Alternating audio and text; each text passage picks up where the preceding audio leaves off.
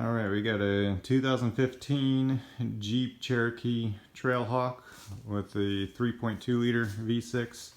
Going to try to do a walkthrough of the spark plug change here tonight. First thing I'm going to do is take off this front cover.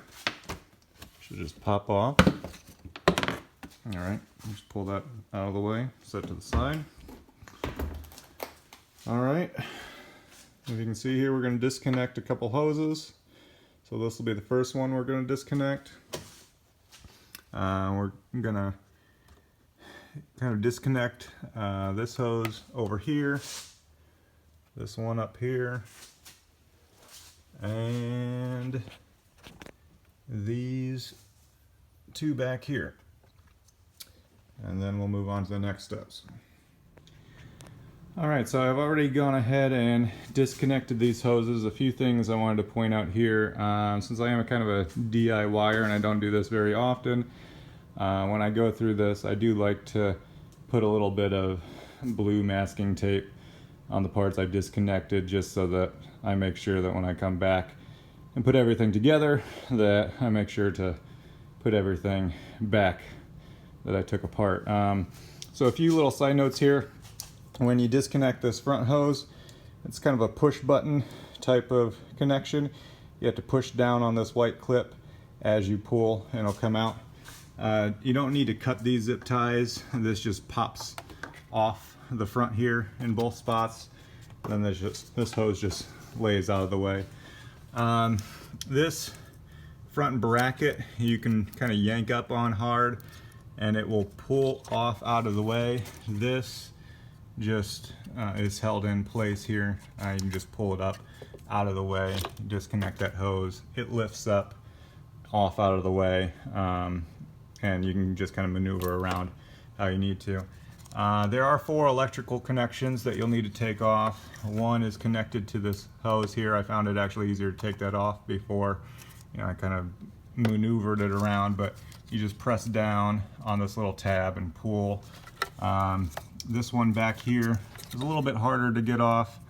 You need to press on this red clip here, actually pull it back, I think, and then you can slide it back off.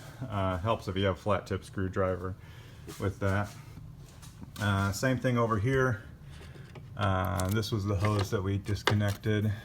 You have to remove this electrical connection. This little red tab you pop back and then it pulls out. I disconnected this hose back here, this one up front, and then there's this electrical connector way here in the back. To get that one off, it's kind of hard to see, but there is a push tab you have to press and release. Again, a flat tip screwdriver might help you out, but it's kind of hidden back there. You might need a flashlight.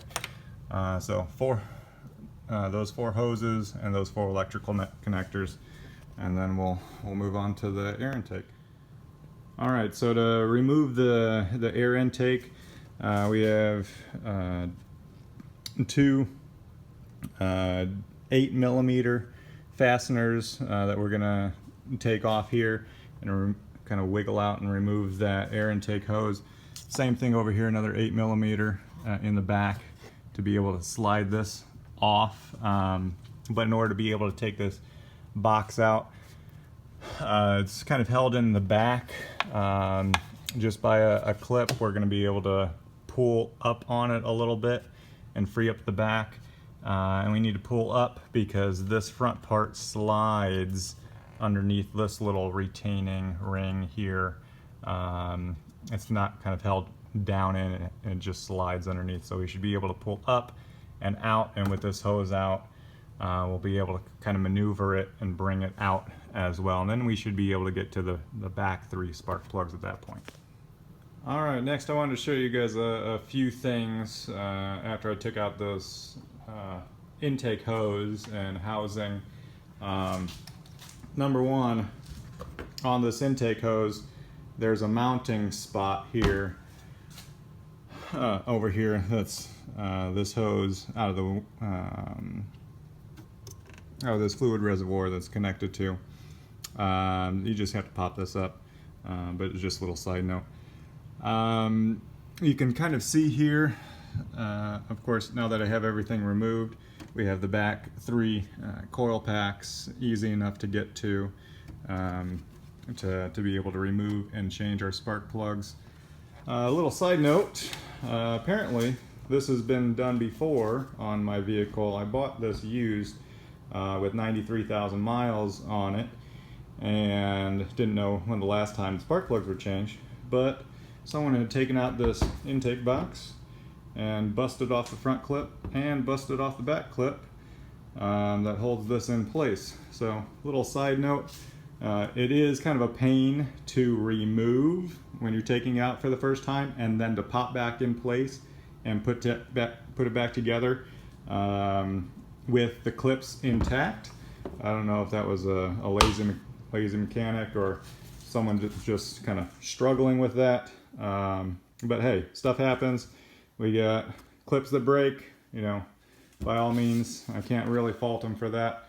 So it'll just go back in there. Actually, probably make it a little easier, put it back in there.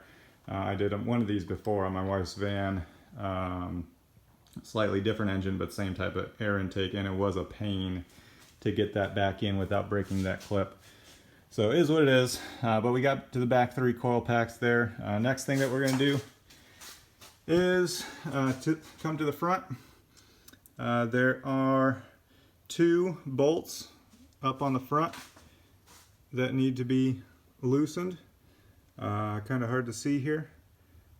You can see 1 and 2.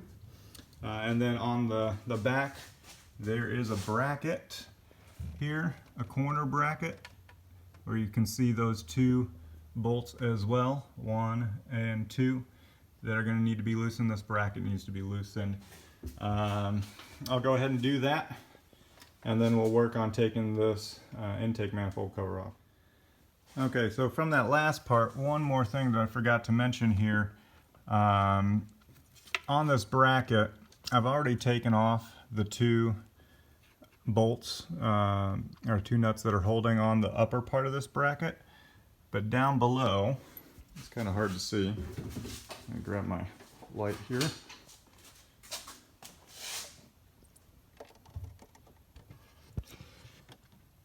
Down below, there is a hole there from where I removed a 1/2 inch bolt. It'll end up looking like this. Alright, I went ahead and already moved the whole thing. It has this little plastic clip on the end to protect it from that bundle of wires that's running past it. This little plastic connector just threads off. You could unthread it, which might actually make this thing easier to spin, take it out. Or you can do like what I did and just took a 1/2 inch wrench and went slowly around until the whole thing lifted out. It's kind of a pain, might take you a couple minutes, but you remove that. All right. Once we get that done, it's back to the 8mm socket. You're probably going to want an extension. Might be helpful to have this little star bits here, but there are 7 of these that we're going to have to remove. So 1 here, here, in the back, 3. There's 1 down in this hole, 4, and back here 5, again 6 and 7 in the back. So I'm going to go ahead and remove all 7 of those from this upper air intake, and then with these front bolts removed and that rear bracket removed and kind of moved out of the way, this should lift off, and we'll see the spark plugs underneath. All right, so I went ahead and took those 7 bolts out and lifted it up right off out of the way. A little side note, those 2 that are inside those deep holes, unless you have a magnet, they're kind of hard to pull out. So I went ahead and just left them in there. Once I add that over to the side, it'll expose 6 ports going down into the engine.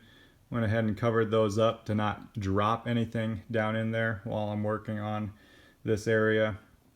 I'm going to go ahead and just change the front 3 first, probably put this back on, and then change the back 3 and put it all back together in reverse. A few other side notes: if you've ever done a spark plug change, make sure you lubricate up those spark plugs with some anti-seize before you go ahead and thread those in there. Make sure you hand tighten the threads first so that you're not gonna strip any threads out, and don't over tighten any of those spark plugs.